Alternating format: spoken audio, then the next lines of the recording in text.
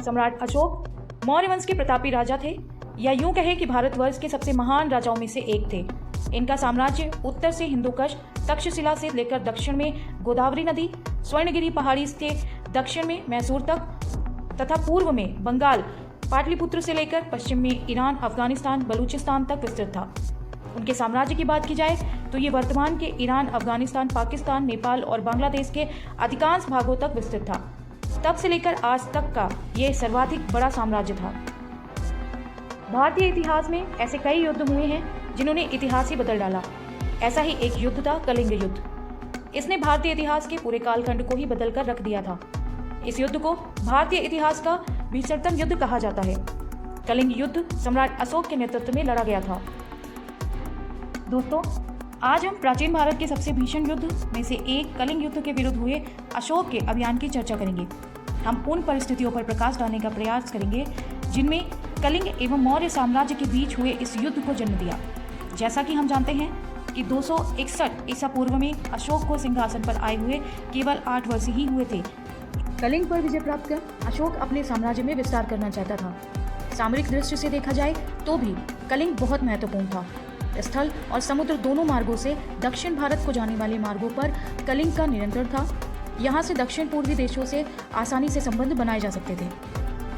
वहीं मौर्य साम्राज्य के प्रथम सम्राट और अशोक महान के दादा चंद्रगुप्त मौर्य राज्य विस्तार के समय कलिंग पर हमला किए थे, लेकिन उन्हें सफलता नहीं मिली। इसी का बदला लेने के लिए सम्राट अशोक ने कलिंग पर आक्रमण किया था। ये कलिंग युद्ध का मुख्य कारण माना जाता है। तो दोस्तों, ये तो बात हुई कलिंग वॉर के रीजन की। अब हम आपको बताएंगे कि कैसे कलिंग वॉर ने अशोका को हमेशा के लिए बदल दिया। वीडियो में आगे बढ़ने से पहले हम आपसे रिक्वेस्ट करते हैं कि अगर अभी तक आपने हमारे चैनल को सब्सक्राइब नहीं किया है तो प्लीज़ वीडियो को लाइक करके चैनल को सब्सक्राइब जरूर करें। तो चलिए वीडियो कंटिन्यू करते हैं। दोस्तों, क्या आपने कभी सोचा है कि कैसे एक योद्धा जिसने कई युद्ध जीते अंत में हिंसा से नफरत क्यों करने लगा? कैसे एक राजा जो खून की नदियां बहा चुका था दुनिया में शांति का प्रतीक कैसे बन गया? ये कहानी है मौर्य साम्राज्य के महान सम्राट अशोक की। एक ऐसा शासक जिसकी विरासत आज भी हमारे समाज को प्रभावित करती है। उस समय से जब मौर्य साम्राज्य की नींव पड़ी, चंद्रगुप्त मौर्य एक साधारण युवा जो कभी एक दरबार का हिस्सा था, उसने अपने साहस और बुद्धिमानी से मगध का सिंहासन हासिल किया। चाणक्य, उनके गुरु, ने उन्हें साम्राज्य की राजनीति और रणनीति सिखाई। चंद्रगुप्त ने न सिर्फ मगध को बल्कि पूरे भारत को एकीकृत कर दिया। उनके उत्तराधिकारी बिंदुसार ने साम्राज्य को और विस्तृत किया और फिर साम्राज्य का तीसरा शासक बना बिंदुसार का पुत्र अशोक। बचपन से ही अशोक ने युद्ध की कला सीखी। उसकी वीरता की कहानियां दूर दूर तक फैली हुई थी, लेकिन वह समय आ रहा था जब उसका जीवन और विचारधारा दोनों ही बदलने वाले थे। अब बात करते हैं उस घटना की जिसने अशोक के जीवन को हमेशा के लिए बदल दिया। आज हम प्राचीन भारत के सबसे भीषण युद्धों में से एक कलिंग के विरुद्ध हुए अशोक के अभियान की चर्चा करेंगे। दोस्तों, जैसा कि हम जानते हैं कि 261 ईसा पूर्व में अशोक को सिंहासन पर आए हुए केवल 8 साल ही हुए थे। इस समय मौर्य साम्राज्य की पताका भारतीय उपमहाद्वीप के अधिकांश भूभाग पर फहरा रही थी, किंतु मगध के दक्षिण में स्थित कलिंग राज्य अभी भी अपनी संप्रभुता को बनाए रखने में सफल था। शिलालेख से हमको ये जानने को मिलता है कि अशोक से पूर्व नंदों के शासनकाल में कलिंग मगध का ही अंग था। कुछ इतिहासकार ये मानते हैं कि नंदों के पतन के बाद चंद्रगुप्त मौर्य बिंदुसार के काल में कलिंग पुनः स्वतंत्र हो गया।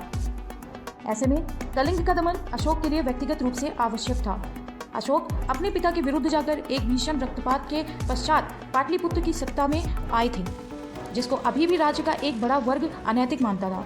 ऐसी स्थिति में कलिंग पर अपना अधिकार स्थापित करके अशोक अपनी प्रजा को ये विश्वास दिला सकते हैं कि मौर्य साम्राज्य के यश में वह वृद्धि करना चाहते हैं और साथ ही साथ अपने राज्याभिषेक को भी वह वैध सिद्ध कर सकते थे, क्योंकि अपने सौतेले भाइयों द्वारा अपनी मां की हत्या किए जाने से क्रोधित अशोक ने अपने 99 सौतेले भाइयों का वध करके अपने आप को राजगद्दी पर बिठाया था।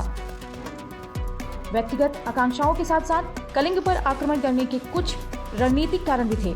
पहले तो कलिंग का मौर्य साम्राज्य की राजधानी पाटलिपुत्र के अत्यधिक निकट होना था। मौर्य साम्राज्य जैसे विशालकाय राज्य के लिए कलिंग का पाटलिपुत्र के इतना निकट स्थित होना शुभ संकेत नहीं था, क्योंकि कलिंग एकमात्र ऐसा स्वतंत्र राष्ट्र था जिसकी निष्ठा मौर्य राजवंश के प्रति नहीं थी। अब ऐसे में शत्रु राष्ट्र का मौर्य साम्राज्य की राजधानी पाटलिपुत्र के अत्यंत निकट होना अशोक के लिए एक चिंता का विषय था। सम्राट अशोक ने कई राजाओं को हराकर अपने राज्य का विस्तार किया। उन दिनों कलिंग का राज्य भी मगध राज्य के समान प्रसिद्ध था। 4 साल तक ये युद्ध हुआ, लेकिन कलिंग के राजा बहादुरी से लड़ रहे थे और सम्राट अशोक जीत नहीं पाए। कलिंगवासी बहुत वीर थे। वे अपने राजा और अपनी जन्मभूमि से बहुत प्यार करते थे। अपना राज्य बढ़ाने के लिए सम्राट अशोक ने कलिंग राज्य पर आक्रमण कर दिया। अशोक ने अपने राज्याभिषेक के 8वें वर्ष यानी कि 261 ईसा पूर्व में कलिंग पर आक्रमण किया था, लेकिन कलिंग को जीतना आसान बिल्कुल भी नहीं था। कलिंग का युद्ध उड़ीसा के धौली की पहाड़ियों में लड़ा गया था। इस युद्ध के परिणाम स्वरूप कलिंग की पूरी सेना का सफाया हो गया था। इस युद्ध में लगभग 1.5 लाख कलिंग के सैनिक और 1 लाख मौर्य सैनिक वीरगति को प्राप्त हुए थे। इस युद्ध के बाद दया नामक नदी खून से बहने लगी थी। ये युद्ध सम्राट अशोक और कलिंग के राजा अनंतनाथन के बीच लड़ा गया था। इस युद्ध में सम्राट अशोक की सेना में 2 लाख सैनिक थे, जबकि कलिंग की सेना में 1.5 लाख सैनिक, 10,000 घुड़सवार और 700 हाथी थे। भारत के इतिहास में कलिंग का युद्ध सबसे खूनी और बड़ी लड़ाई माना जाता है। कलिंग एक ऐसा राज्य था जिसे कभी भी कोई मौर्य वंश का राजा जीत नहीं पाया था, और इसी कलंक को अपने राज्य से हटाने के लिए सम्राट अशोक ने अपने जीवन का सबसे विध्वंसक युद्ध लड़ा और उसे जीतकर अपने मौर्य वंश के ऊपर से उस कलंक को हटा दिया। दोस्तों, हृदय परिवर्तन जैसा शब्द इतिहास के पन्नों में तो बहुत बार दर्ज मिलेगा। जाने कितने उदाहरण मिल जाएंगे, परंतु आज के समाज में, आज के परिवेश में ये शायद संभव नहीं है।